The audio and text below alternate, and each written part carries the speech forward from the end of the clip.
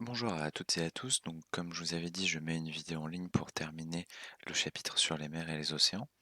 Donc, nous avons fait jusqu'à présent deux parties qui apparaissent là sur le diapo.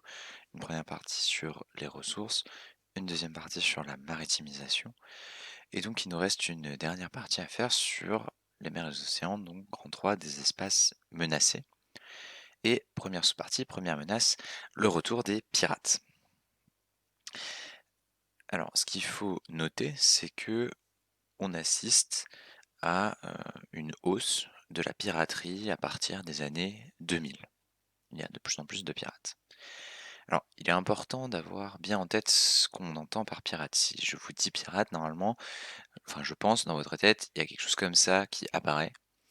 euh, et donc vous pensez plutôt aux pirates du 16e, 17e, 18e siècle, quoi, avec des épées, etc.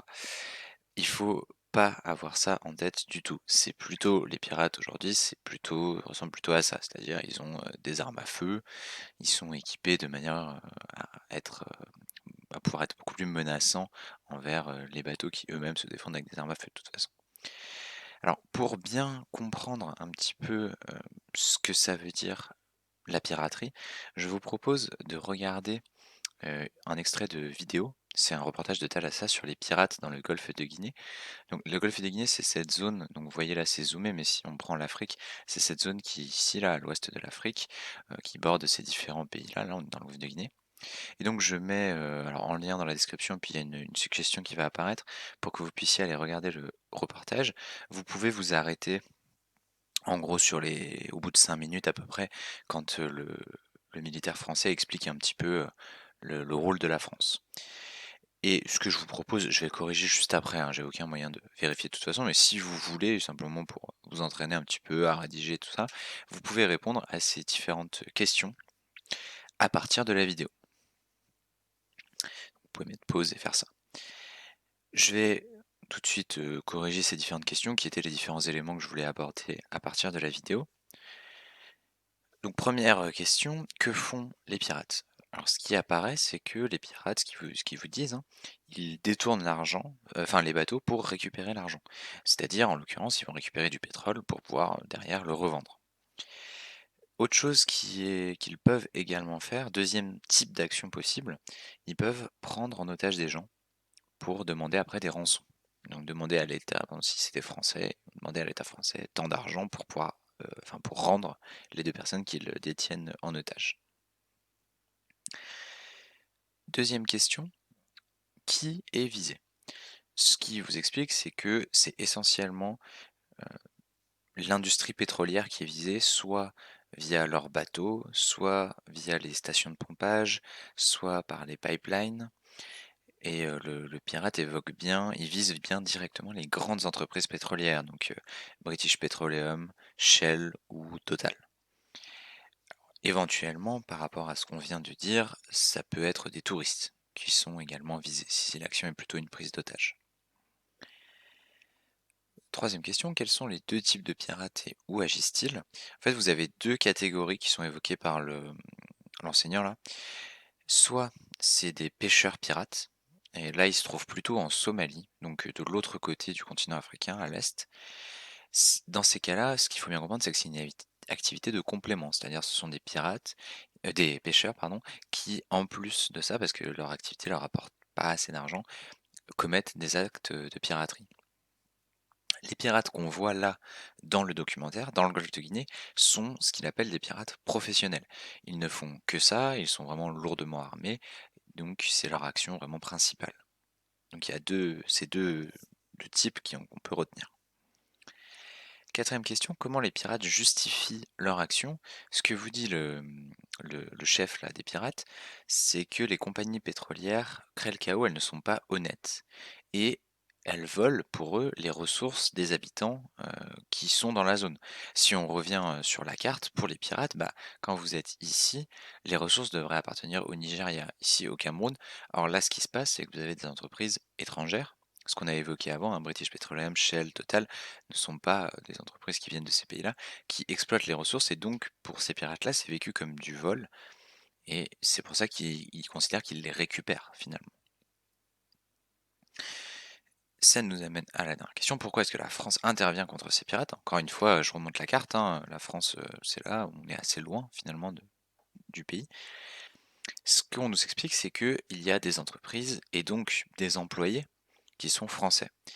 C'est une zone très stratégique pour la France puisque le chiffre qu'on vous donne, c'est 20% des importations françaises de pétrole qui viennent de cette région du Golfe de Guinée.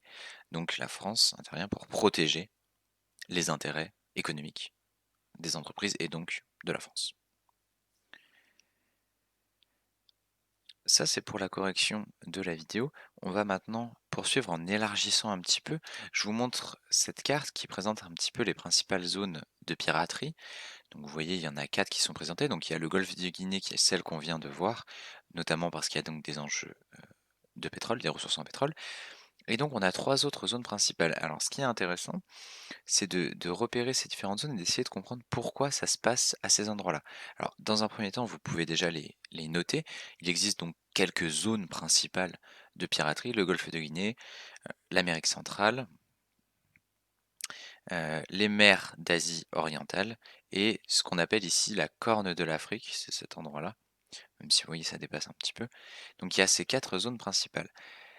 Alors, ce qui est intéressant de remarquer, c'est les caractéristiques de ces endroits. En fait, on peut en extraire 3. La première, c'est que ce sont globalement des zones proches de pays peu développés, en développement et ou en conflit. Si vous avez la Corne de l'Afrique, là par exemple la Somalie, un exemple typique, c'est un pays qui est extrêmement instable politiquement, assez pauvre.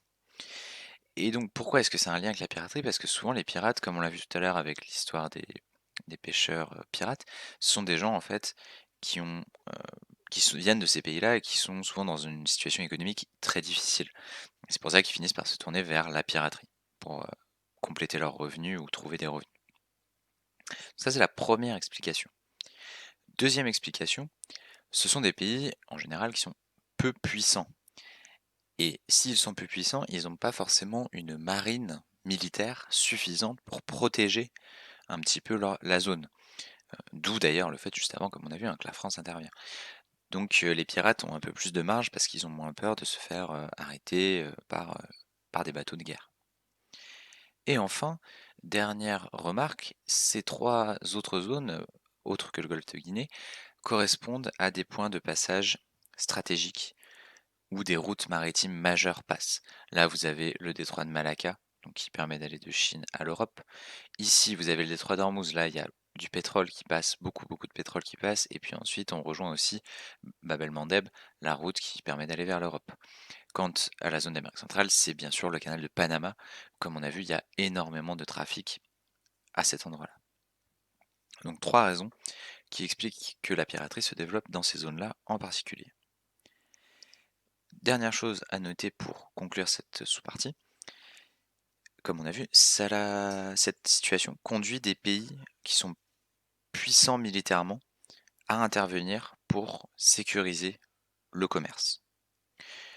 Ce qui leur permet aussi d'affirmer leur puissance au passage. Mais voilà, on peut retenir que donc des pays militairement puissants interviennent pour sécuriser le commerce. L'exemple typique, c'est les États-Unis.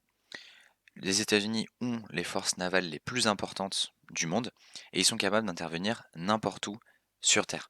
Je vous montre cette carte qui est très intéressante puisque en fait elle montre les différentes flottes des États-Unis et ça nous montre qu'ils ont des bateaux militaires absolument partout sur le globe. Ils ont divisé le globe en différentes zones et ils ont mis une flotte dans chacune d'entre elles pour pouvoir assurer justement par exemple la sécurité du commerce. Et d'ailleurs, il est assez intéressant de noter que vous avez par exemple une flotte qui s'occupe de tout le Pacifique Est, une flotte pour toute l'Amérique du Sud, mais une seule flotte pour simplement cette zone-là, qui, vous vous souvenez, hein, c'est une des zones de piraterie justement, c'est une zone très centrale, très stratégique avec les 2 détroits, Bab el-Mandeb, Hormuz, donc ils ont voulu particulièrement sécuriser cette zone. On peut enfin rajouter que d'autres pays comme l'Inde ou la Chine développent des marines de guerre aussi, et s'affirment progressivement comme des puissances maritimes. Voilà pour cette première sous-partie. Premier type de menace, donc les pirates. Et on va enfin terminer avec un deuxième type de menace qui sont les menaces environnementales. Et donc ce que vous pouvez noter, c'est que les mers et les océans font face à plusieurs menaces, et là on va les lister en faisant des tirets. Première menace, c'est le changement climatique qui menace les espaces maritimes. Par exemple, si on prend le cas de l'Arctique, l'espace arctique, il subit vraiment de plein fouet les conséquences du réchauffement climatique. Notamment, il est particulièrement touché par la fonte des glaces. Vous avez là sur la diapositive une photo satellite de 1984 avec la banquise là qu'on voit bien en blanc. Et en 2016, à la même période, donc en septembre, vous voyez que la banquise est extrêmement réduite. Ça, c'est dû notamment au réchauffement climatique, à la montée des températures. Donc c'est un espace qui est très menacé et évidemment, ça a des conséquences derrière, c'est-à-dire que si vous avez moins de banquise, un des problèmes principaux qui se posent, c'est que comme la glace fond, le niveau de l'eau globale des océans va monter. Et ça a des conséquences très graves puisque certains endroits, certains pays, notamment les pays qui sont des îles, sont menacés de disparaître complètement de la carte. Donc ça, c'est une conséquence dramatique du changement climatique sur l'Arctique. On a aussi d'autres problèmes plus globaux, hein. Vous avez l'acidification des océans euh, et moins d'oxygène également, qui a des conséquences assez graves sur la biodiversité marine. Je vous ai mis ici sur les diapos ce qu'on appelle les coraux, les récifs coralliens. Donc là, en haut, vous avez une photo d'un récif corallien où les coraux sont vivants et donc il y a énormément de vie marine avec des poissons, des plantes, etc. Et en bas à droite, je vous ai mis une photo de ces mêmes coraux, mais une fois qu'ils sont morts. Et donc là, on voit, il y a évidemment des grosses conséquences sur la biodiversité marine, sur la faune, la flore marine. Et ça arrive de plus en plus à cause de l'acidification des océans, par exemple. Donc ça, c'est premier problème, changement climatique. Deuxième problème, c'est l'épuisement des ressources, qu'elles soient halieutiques, c'est-à-dire tout ce qui concerne la pêche. On estime aujourd'hui que un tiers des espèces de poissons sont surpêchées, c'est-à-dire on les pêche trop vite par rapport à leur vitesse de renouvellement. Et si on continue ainsi, vraiment il pourrait y avoir une disparition des poissons dans quelques années, dans quelques dizaines d'années. Donc épuisement des ressources halieutiques, mais aussi des hydrocarbures. On a vu qu'il y avait une exploitation des hydrocarbures, du pétrole, du gaz, qui est assez polluante. Or, ces ressources sont finies. À un moment donné, il n'y en aura plus. Troisième problème, ce sont les catastrophes maritimes, comme les marées noires. Là, je vous mets également dans la description et également en suggestion une vidéo qui vous montre ce qui s'est passé en 2010 à Deepwater Horizon. Donc vous pouvez aller voir cette vidéo qui est assez courte, qui dure 2 minutes, et je donne 2-3 éléments là-dessus. Vous avez cette plateforme pétrolière qui a pris feu, et un des gros problèmes, c'est que le pétrole s'est donc déversé massivement dans l'eau. Et il faut bien avoir en tête, c'est passé en 2010, et encore aujourd'hui, 10 ans après, on voit les effets de cette catastrophe sur l'écosystème. Les effets sur l'écosystème, je vous ai mis une photo en bas à droite, c'est par exemple les oiseaux qui se retrouvent englués dans le pétrole. C'est évidemment toutes les espèces vraiment qui vivent dans l'eau, comme le pétrole est dans l'eau, qui sont intoxiquées par le pétrole. Et ce genre de catastrophe n'est pas isolé. Je vous mets ici une carte qui montre quelques grandes catastrophes de type marée noire qui ont eu lieu dans l'histoire. Donc vous avez là notre Deepwater Horizon ici, mais vous en avez plusieurs autres en fait qui se sont produites. Avec là vous avez les dates, hein. Donc c'est un problème récurrent qui se produit en mer et qui a des conséquences assez dramatiques sur l'écosystème, encore une fois.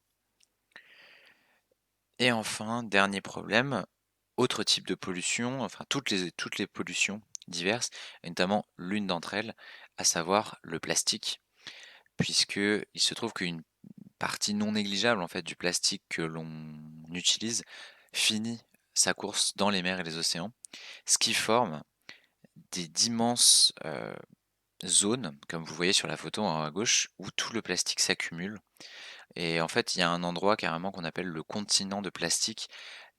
Essayez d'imaginer la photo qu'on voit sur une surface qui représente 3 fois, la taille de la France. Et donc ça, c'est un endroit dans le Pacifique où vous avez cette accumulation de déchets plastiques.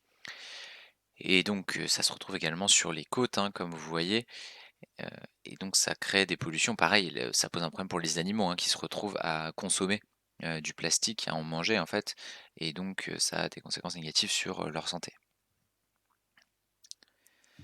Voilà pour les différentes menaces, environnementales qui, pèsent sur les mers et les océans. Cela vient terminer ce chapitre, de géographie. Comme annoncé en classe, il y a un DS, mercredi prochain. Donc prenez bien en note ces parties du cours, révisez tout le chapitre 1 et si vous avez des questions, que ce soit sur, cette vidéo-là ou le cours précédent, vous n'hésitez pas à me contacter bien sûr via, Pronote.